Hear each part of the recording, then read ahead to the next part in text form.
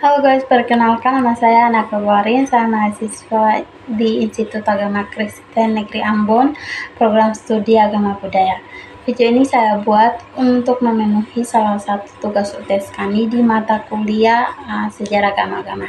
Di sini saya akan membahas satu persatu dari pertanyaan yang telah diberikan. Nah, perbedaan antara pendekatan teologis dan antropologis. Teologis ini memahami agama dari sudut pandang keimanan dan doktrin, sedangkan pendekatan antropologis memahami agama dari sudut pandang budaya dan sosial.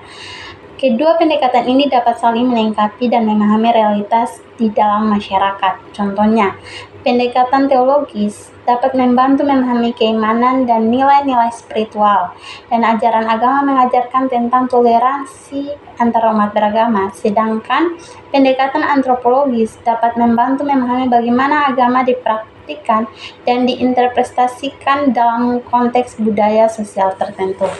Yang kedua, agama secara sosiologis diyakini memperkuat solidaritas sosial, namun dalam praktiknya, agama juga bisa menjadi sumber perpecahan dan konflik. Bagaimana Anda menjelaskan paradoks ini? Apakah hal ini menandakan kelemahan dalam pendekatan sosiologis atau mencerminkan kompleksitas fungsi agama dalam masyarakat modern? Nah, yang kedua, agama itu dapat memperkuat solidaritas sosial dengan menyediakan identitas dan nilai-nilai kebersamaan, namun juga dapat menjadi sumber perpecahan dan konflik. Jika ada perbedaan dalam menginterpretasikan atau kepentingan, hal ini tidak menandakan kelemahan dalam pendekatan sosiologis, melainkan kompleksitas fungsi agama dalam masyarakat modern. Contohnya, agama dapat menjadi sumber konflik jika ada perbedaan interpretasi tentang ajaran agama atau jika agama digunakan sebagai alat politik. Masuk pertanyaan ketiga, pluralisme agama sering kali disalahpahami sebagai upaya menyeragamkan semua agama. Jelaskan perbedaan antara pluralisme dengan sinkretisme agama. Berikan contoh konkret bagaimana pluralisme agama dapat diterapkan dalam kehidupan masyarakat majemuk tanpa mengorbankan identitas keagamaan masing-masing. Iya, pluralisme agama mengakui keberagaman agama dan mempromosikan dialog dan toleransi. Sedangkan sinkretisme agama mencampurkan ajaran agama yang berbeda. Pluralisme agama dapat diterapkan dalam kehidupan masyarakat majemuk dengan mengembangkan dialog dan kerjasama antar agama. Contohnya, pluralisme agama dapat diterapkan dalam konteks Indonesia dan membagikan dialog dan kerjasama antara agama-agama yang berbeda untuk saling mendukung, menopang, dan membantu agama-agama yang lain. Yang keempat, seringkali konflik antara agama dimulai oleh kesalahpahaman terhadap ajaran agama yang lain. Menurut Anda, bagaimana pendidikan agama dan pendidikan multikultural dapat berkontribusi dalam mencegah konflik berbasis agama? Yang keempat ini, pentingnya untuk pendidikan agama dan pendidikan multikultural untuk bekerja sama mencegah terjadinya konflik berbasis agama dengan mengembangkan pemahaman dan toleransi terhadap orang-orang yang ada di sekitar kita dan juga tentang ajaran agama yang lain. Nah, selanjutnya itu strategi konkret yang dapat diterapkan adalah memasukkan pendidikan multikultural dalam kurikulum sekolah dan memberikan dialog antar umat beragama.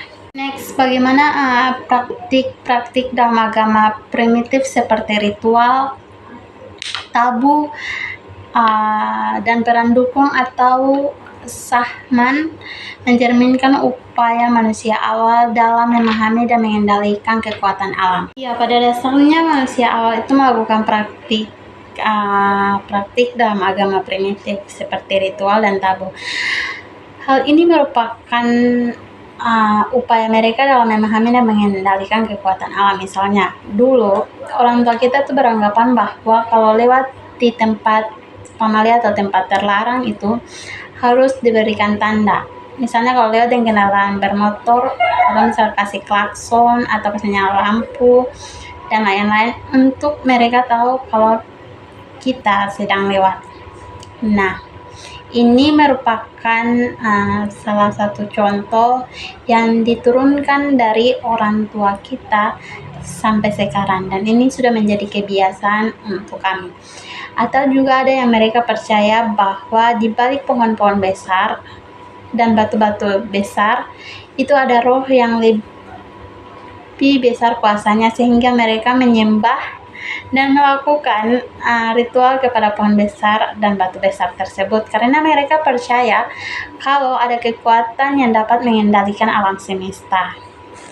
Keenam, agama Hindu memiliki konsep-konsep kunci seperti karma, dharma, samsara, dan moksa yang telah membentuk sistem etika dan spiritual masyarakat India selama ribuan tahun. Di sisi lain, pengaruh agama Hindu juga terlihat dalam filsafat, seni, dan kehidupan sosial di India serta dalam interaksi dengan agama-agama lain di era globalisasi saat ini. Nah, jelaskan secara kritis bagaimana konsep Dharma dalam agama Hindu dapat menjadi jembatan dialog antara agama dan konteks masyarakat pluralistik modern. Nah, dalam konsep Dharma dalam agama Hindu dapat menjadi jembatan dialog antar agama dengan mengembangkan nilai-nilai etika dan spiritual yang universal pada setiap manusia.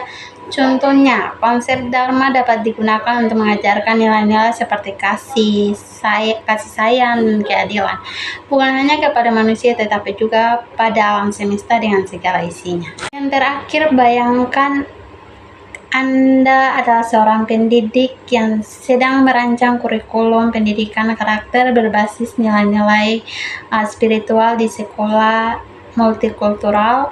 Anda ingin memasukkan prinsip-prinsip Budaisme tanpa menjadikannya doktrin keagamaan.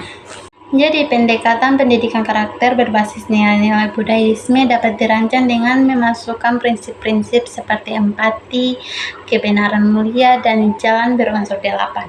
Nilai-nilai Budaisme seperti ketenangan batin dan kesadaran dapat diterapkan di dalam kehidupan sehari-hari siswa.